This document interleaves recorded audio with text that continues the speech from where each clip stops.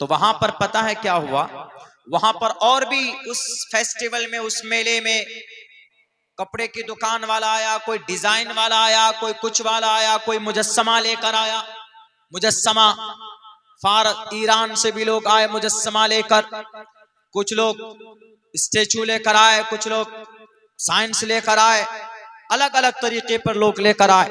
लेकिन जो सबसे बुरा काम हुआ वहां पर वो ये हुआ कि वहां पर गाना गाया गया और बरहना हालत में, नीम बरहना, जैसे लड़कियां सब, औरत फिल्मी हीरो हीरोइन सब बिकनी पहनकर, आधे कपड़े पहनकर डांस करती है, वो अपना हुनर दिखाती। नीम बरहना अदाकारों ने, लड़कियों ने, औरतों ने वहां पर गाने गाए। जब पूछा गया जिम्मेदार से, शरीयत के खिलाफ है, जब कुरान में है गाना हराम है, हराम है, हराम है। मिनन्नास मन यश्तरी लहवल हदीस लियुज़िल्ल अन सबीलिल्लाह बगैर इल्म व यत्तखिदा हुज़वा। गाना है इससे मुराद, लहवल हदीस से मुराद हजरत अब्दुल्लाह इब्न अब्बास और हजरत अब्दुल्लाह इब्न मसूद फरमाते हैं लहवल हदीस से मुराद गाना है। जो आज जब कुरान में गाना बता दिया गया कि हराम है, सुनना, लिखना, बनाना, उसका गाना हराम है, नस्से कती है।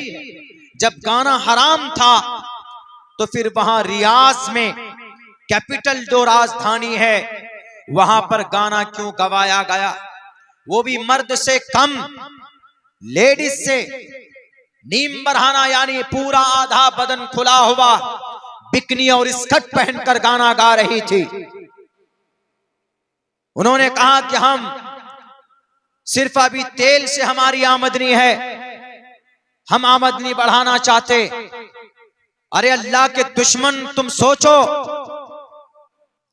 तेल की बदौलत अल्लाह ने तुम्हें इतनी दौलत दी है और उसकी नाशुक्री करते हो। कुरान करीम के खिलाफ और शरीयत के खिलाफ तुमने गाना बजवाया और गाना गवाया।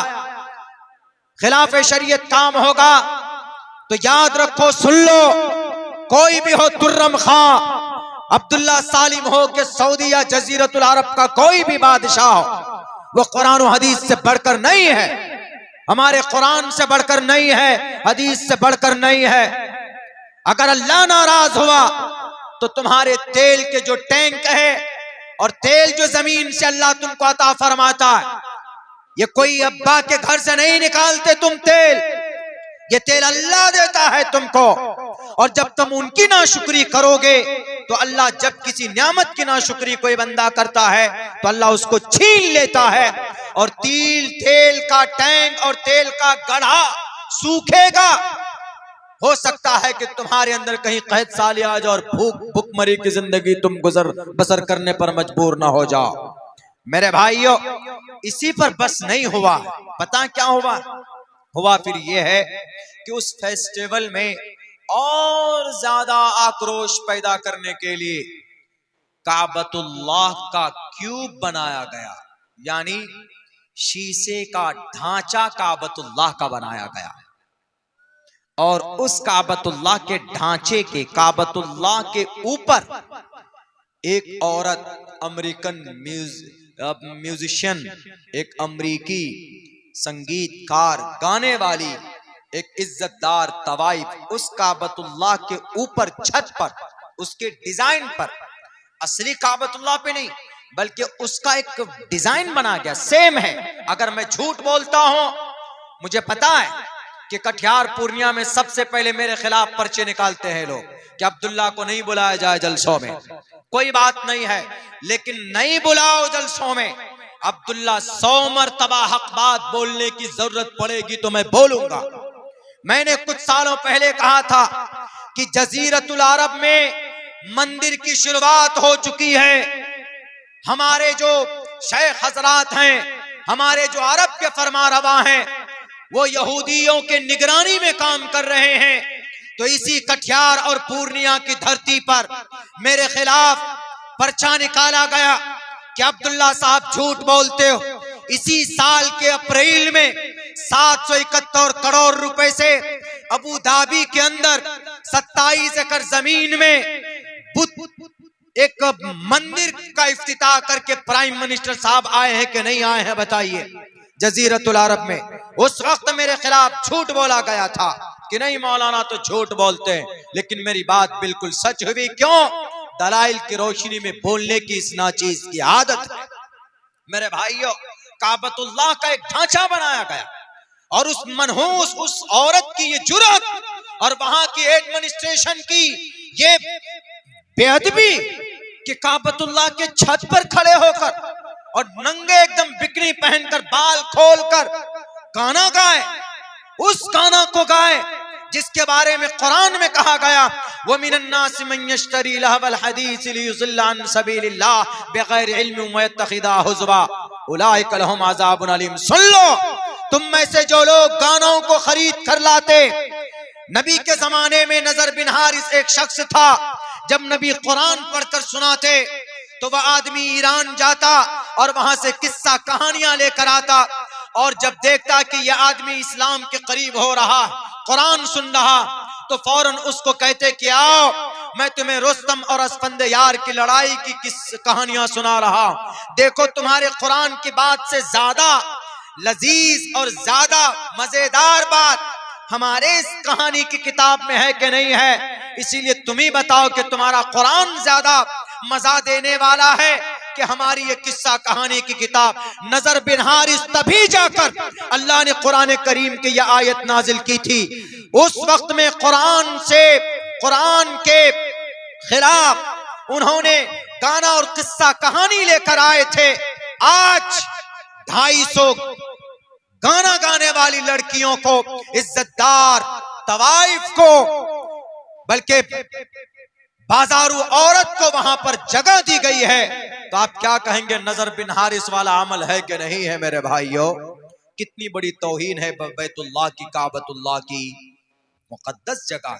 हम लोग तो मस्जिद में, अपने मस्जिद के छत पर भी चप्पल पहनकर नहीं जाते हैं। क्यों? खिलाफे अदब है, मस्जिद का एहतराम है कि भाई मस्जिद है, जैसे मस्जिद में हम लोग चप्पल पहनकर नहीं जा सकते। क्यों? क्योंकि चप्पल में गंदगी रहती है, चप्पल के अंदर बहुत सारी चीजें लगी हुई होती है, जायज नहीं है। अगर चप्पल में गंदगी है तो उसको पहनकर मस्जिद में जाना नोट अलाउ। मस्जिद के छत पर भी नहीं जाते चप्पल पहनकर।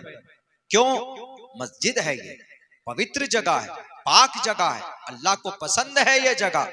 अब वहां पर एक लेडीज को खड़ा कर दिया है, लो मैडम पढ़िए गाना, सुनिए, हमें सुनाइए।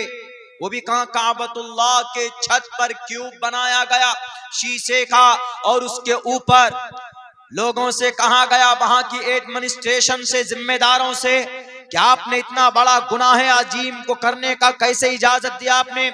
उन्होंने कहा कि हम यहाँ पर तिजारत में तरक्की करना चाहते। कुरान के खिलाफ, शरीयत के खिलाफ अगर कोई आम काम पैसा कमाने का रास्ता इख्तियार करता है तो कयामत तक वो कामयाब नहीं हो सकता। कोई भी हो, सऊदी अरब का बादशाह हो या अब्दुल्ला सालिम हो, कोई भी हो, कुरान से बढ़कर नहीं है, हदीस से बढ़कर नहीं है, नबी की जिंदगी से बढ़कर नहीं है। ईरान से मुजस्समे भी लाए गए इस त्योहार में, यानी वो बुत जो 360 बुत थे काबतुल्लाह के इर्द गिर्द, वद्दम वला सुवाक वला यगूस व यऊक व नसरा, ये सब बुत, उन बुतों को फिर से लाने की बात कही जा रही है, एंट्री की बात की जा रही। अरे जिन बुत परस्ती के खात्मे के लिए बीबी सुमैया के जिस्म के 2 टुकड़े हुए, और जिस शिर्क के खात्मे के लिए बिलाल हबशी के जिस्म में सुराख किया गया, जिस दीन इस्लाम की वहदानियत के प्रचार के लिए हजरत जुबैर की आंखें निकाली गई, आज आराम के साथ बैठे हो गद्दी पर और सोने के खान में बैठे हो, पानी के पेट्रोल के खजाने पर बैठे हो, तो आज तुमको नजर नहीं आती उनकी कुर्बानी जो सहाबाए किराम ने कुर्बानी दी थी। कई हजार सहाबाए किराम ने अपने खून को पानी की तरफ बहाकर तब जाकर इस्लाम हम तक पहुंचाया, और आज हम मुसलमान रोंते पैरों से। अब क्या कहिएगा, बोलिए तो किस पर विश्वास होगा? कितना बड़ा जुर्म है ये। अगर मैं झूठ बोलता हूं तो प्रिंट मीडिया के वेबसाइट पे जाइए आप, winter festival season has been organised in Saudi Arabia, आप लिखिए आपको पूरा आ जाएगा, सब कुछ आ जाएगा। किससे शिकवा करें? मैं कुछ बोलूं तो हमारे सीमांचल वाले नाराज हो जाते हैं कि मौलाना आपने शेख के खिलाफ बोला, आपने मोहम्मद बिन सलमान के खिलाफ बोला। यकीनन बोलूंगा, अगर मेरा बाप शरीयत के खिलाफ काम करेगा तो बोलूंगा, अगर मेरा बेटा मेरी बीवी शरीयत के खिलाफ काम कोई करेगा तो उनको भी तंबी करूंगा। क्यों? ये इस्लाम का नेचर है। अल्लाह के नबी ने फरमाया, मन रआ मिनकुम मुनकरन फल्युगय्यिरहु बियदी फइल्लम यस्तती फबिलिसानी फइल्लम यस्तती फबिक़ल्बी वज़ालिका ज़अफ़ुल ईमान, रवाहुल मुस्लिम। अल्लाह के नबी ने फरमाया कि कोई बुराई देखो तो उसको रोको। हो सकता है कि भूल से कर रहे हैं, अल्लाह तौफीक दे दे, हिदायत दे दे। आज पूरी दुनिया के अंदर मुसलमान नरगे में है और हमारे लोग जिनको अल्लाह ने दौलत दी है वो एकदम मौज में है, मस्ती में है। भारत के अंदर क्या मुसलमान कमजोर है? बिल्कुल कमजोर नहीं है। भारत के अंदर मुसलमानों के पास बहुत दौलत है, लेकिन हाँ, आम मुसलमानों को कब्जा नहीं दिया है, बल्कि कुछ बड़े लोगों के हाथ में है। इसीलिए जिस दिन ये उम्मत, हमारे लोग सुधर जाएंगे, हमारा अमल अच्छा हो जाएगा, तो हमारी मस्जिदों पर नजरें डालना लोग छोड़ देंगे, हमारे मदरसों में ताले लगाना छोड़ देंगे और हम पर अत्याचार करना छोड़ देंगे। जिस दिन हमारा अमल दुरुस्त हो जाएगा। इसीलिए मुसलमानों, मैं हर जलसे में आखिर में यही बातें कहता हूं कि हम मुसलमानों को अपने अमल को सुधारने की जरूरत है, वरना हमारे पास बहुत दौलत है। आपको इस मस्जिद की तामीर के लिए चंदा करने की कोई जरूरत ही नहीं थी, अगर हमारी वो तंजीम अगर आपकी मदद करती। कौन सी तंजीम? वक्फ बोर्ड, जिसको मिस्टर मोदी जी अपना ले हथियाने की कोशिश कर रहे हैं। बहुत पैसा है, बहुत करोड़ों रुपए, 12,000 करोड़ रुपए सालाना इनकम है वक्फ बोर्ड का। कहां जाता है पैसा? वक्फ बोर्ड का पैसा कहां गया? मस्जिद बनी, वक्फ बोर्ड ने मस्जिद बनाई नहीं। कोई मदरसा चलाया नहीं। कोई हॉस्पिटल है नहीं। कोई यूनिवर्सिटी है नहीं। कोई इंस्टीट्यूट है नहीं। कोई ट्रेनिंग कॉलेज है नहीं। कोई यूपीएससी की कोचिंग सेंटर है नहीं। कोई नीट की एग्जाम के लिए बच्चों की तैयारी के लिए कोई बंदोबस्त है नहीं। तो पैसा कहां जा रहा? तो घोटाला हो रहा। इसीलिए अल्लाह ने कहा, ज़हरल फसाद फिल बर्रि वल बहरी बिमा कसबत ऐदिन नास। लोगों की बदअमली की वजह से मिस्टर मोदी, मिस्टर योगी, मिस्टर अमित शाह खड़े होंगे। ये ऐसे नहीं हुए, ये भारत नहीं, भारत के मुसलमानों के अमल को दुरुस्त करने के लिए खड़े हुए, समझ लीजिए। इसीलिए मेरे भाइयों, चूंकि वक्त काफी हो चुका है, मैं आप लोगों से यही गुजारिश करूंगा कि इस वक्त 2-3 काम करना है। ये हमारे जितने भी नौजवान हैं, ये अपनी जवानी को महत्व नहीं देते, ऐसे एकदम लफंगे की तरह जिंदगी गुजारते नहीं। एक एम सेट कीजिए और कम से कम अपनी जिंदगी में नमाज को जगह दीजिए। नमाज बहुत जरूरी है। आप यूं सोचेंगे कि हम निकल जाएंगे, बिल्कुल नहीं। नमाज के बारे में सवाल होगा। जानबूझकर नमाज छोड़ने वाला कुफ्र के दरवाजे तक पहुंच जाता है। इमाम इसहाक बिन रावे कहते हैं कि वो तो काफिर हो जाता है जो जानबूझकर नमाज छोड़ता है। इसलिए माओ बहनों से भी कहूंगा कि आप नमाज की पाबंदी करें। मुसलमानों के चेहरे में नूर नहीं है, मुसलमान सुन्नत से दूर है। अल्लाह के नबी की सुन्नत पर कौन अमल करेगा? एक सुन्नत पर अमल करेंगे तो 100 शहीदों का सवाब रब देता है। इसीलिए इस उम्मत को अमल की जरूरत है, वरना सारी चीजें अभी भी वही वैसे ही है। वही कुरान है, वही शरीयत है, वही अहकामात है। आज मानने वाले बदल गए तो अल्लाह ने निजाम को बदल दिया।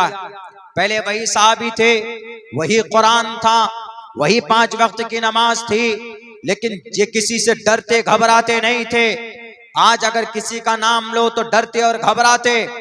आज मिस्टर योगी और मोदी की बात अगर उसकी पुलिस आ जाए तो पैंट में पेशाब कर दिया जाता। ये बुज़दिली आई कहां से? ये बुज़दिली सिर्फ दुनिया की मोहब्बत ने पैदा की है आपके अंदर। अगर आपका ईमान मजबूत हो, पाबंदी से नमाज पढ़ें, तो जो मोमिन होता है वह अल्लाह के अलावा किसी से नहीं डरता। वल्लाहु अहक़ अन तख़शौ।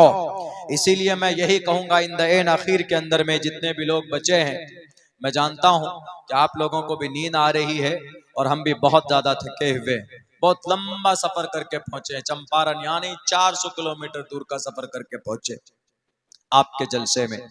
तो बस इतना कहूंगा कि इस उम्मत को अमल सुधारने की ज़रूरत है। हम अपना अमल सुधारें, इंशाअल्लाह हमारी मस्जिद की भी हिफाजत अल्लाह करवा देगा और हमारी भी हिफाजत अल्लाह करवा देगा।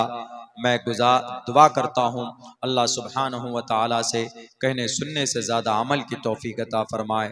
बहुत बहुत शुक्रिया, जज़ाकल्लाह। अस्सलामु अलैकुम व रहमतुल्लाहि व बरकातुहू।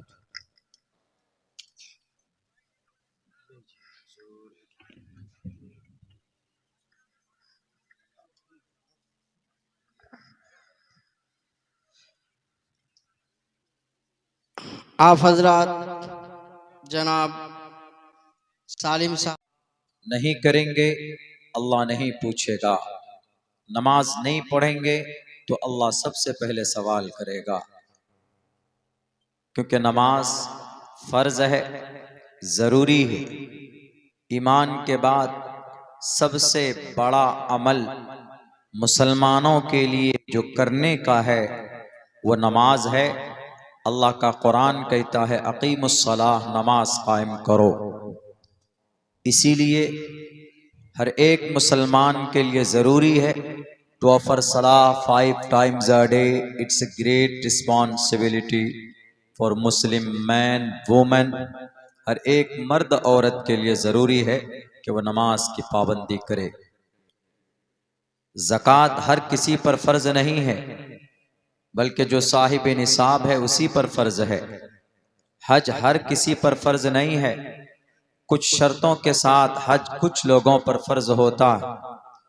रोज़ा भी हर किसी पर फ़र्ज नहीं है, बल्कि अगर आप बीमार हैं या आप सफ़र में हैं तो आप उस वक्त रोज़ा न रखें तो चलेगा। लेकिन नमाज एक ऐसा अमल है कि आपको 24 घंटे में हर हाल में आपको उस नमाज को अदा करना है। अगर कोई शख्स खड़ा होकर नमाज नहीं पढ़ सकता तो वो बैठकर पढ़े, बैठकर नहीं अदा कर सकता तो वो लेट कर पढ़े, लेट कर नहीं पढ़ सकता तो वो इशारे से पढ़े।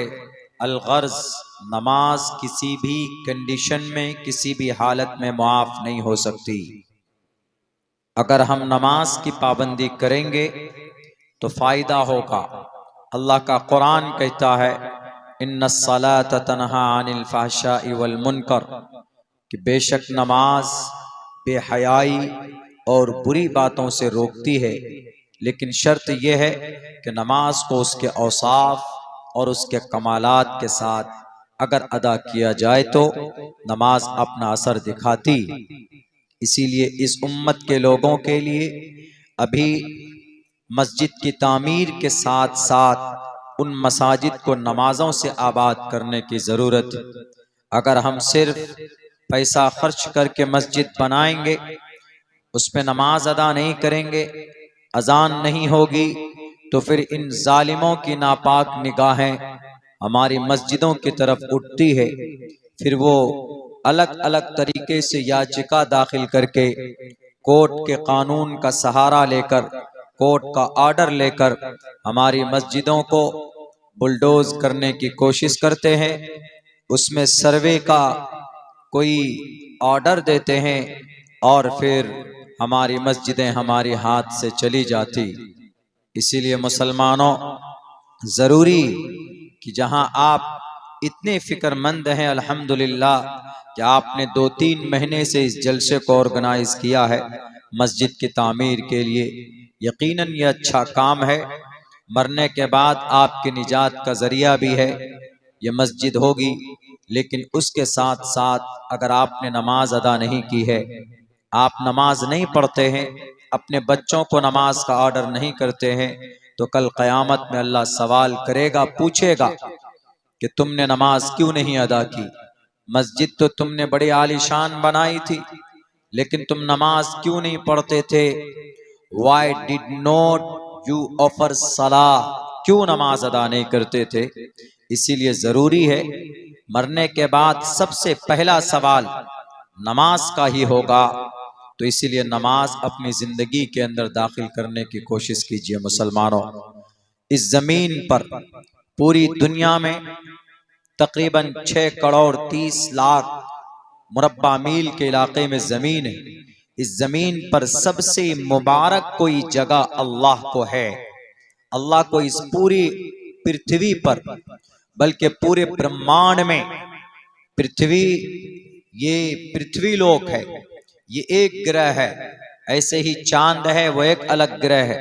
ऐसे ही सूरज है, वो एक अलग ग्रह है। इसी तरीके पर जुपिटर है, वीनस है और मरकरी है, ये सब मार्स है। ये सब अलग अलग ग्रह हैं। उनकी भी लंबाई चौड़ाई हमारे इस जमीन से कहीं ज्यादा है, लेकिन इस पूरे ब्रह्मांड को, उनको मिलाकर ब्रह्मांड बोला जाता है। इस पूरे ब्रह्मांड में सबसे पवित्र और सबसे पसंदीदा कोई जगह अल्लाह को है। तो अल्लाह के नबी फरमाते हैं, मसाजिदुहा, अल्लाह को मस्जिदें बहुत पसंद है। और नापाक जगह वह आपका ये मार्केट, जो आपने अभी जलसे में, आपके जलसे के को देखकर जिन लोगों ने मार्केट सजाई है, दुकान है, चाय और पान की दुकान है, यहाँ से ज्यादा आदमी वहां पर हैं। यहाँ आप बैठे हैं तो मस्जिद की निस्बत पर बात हो रही।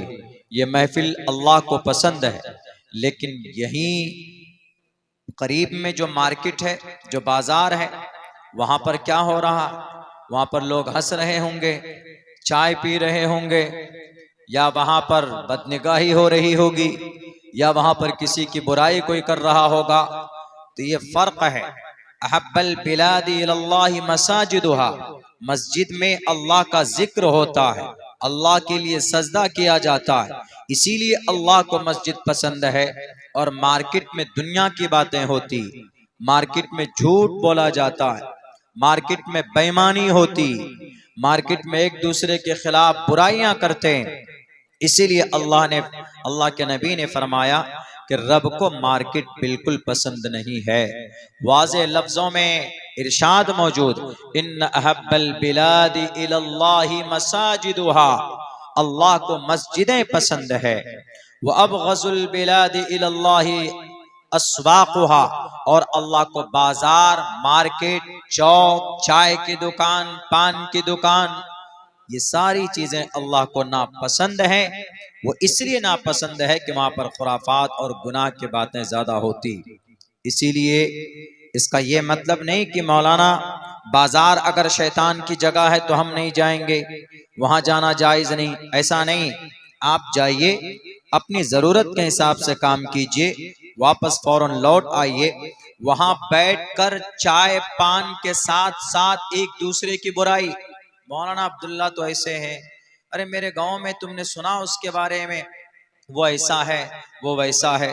चुगलखोरी, गीबत जिसको बोलते हैं, तजस्सुस जिसको बोलते हैं, वला तजस्ससु वला यग़तब बाज़ुकुम बाज़ा, गीबत मत करो, तजस्सुस मत करो। ला यदखुलुल जन्नत क़त्तात, चुगलखोर जन्नत नहीं जाएगा, उसकी खुशबू नहीं सूंघेगा।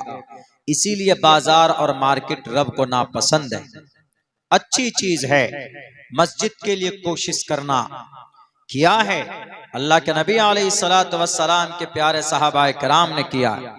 जब मदीनतुल मुनव्वरा, जब मदीना मस्जिद नबवी को बनाना था, तो नबी पाक अलैहिस्सलाम खुद शरीक होते थे और पत्थर उठाते थे। और गारा, उस वक्त सीमेंटेड का जमाना नहीं था, गारे से मट्टी को, कीचड़ को इस हिसाब से तैयार करते कि उसमें अगर पत्थर रख दिया जाता तो एक दूसरे पत्थर को जोड़ सकते थे।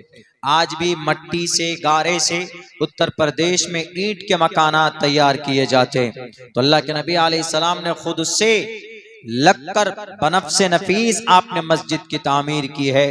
लेकिन उसके साथ साथ, तामीर के साथ साथ अमल से भी, नमाज से भी मस्जिद को आबाद किया। आज सिर्फ जलसा अगर कर लिया हमने, मस्जिदें हमने आबाद नहीं की, नमाजें हमने नहीं पढ़ी, तो ये मस्जिद फिर हमारे लिए वबाले जान बनेगी। ये मस्जिद फिर कल क़यामत में रब के सामने हो सकता, ये मस्जिद खड़ी होकर कहे कि अल्लाह इसने मुझे तामीर तो करवा दिया था लेकिन कभी सजदा करने के लिए नहीं पहुंचा, कभी मस्जिद की शक्ल नहीं देखी। आज यकीनन मुसलमान बड़े बड़े मस्जिद तामीर कर चुके हैं, लेकिन मुसलमानों की मस्जिद से जो रिश्ता होना चाहिए वो रिश्ता मुसलमानों का मस्जिद से टूट चुका है। और शायद यही वजह है कि आज ये उम्मत मुस्लिमा को गाजर मूली की तरह काटा जा रहा है। मस्जिदों की कोई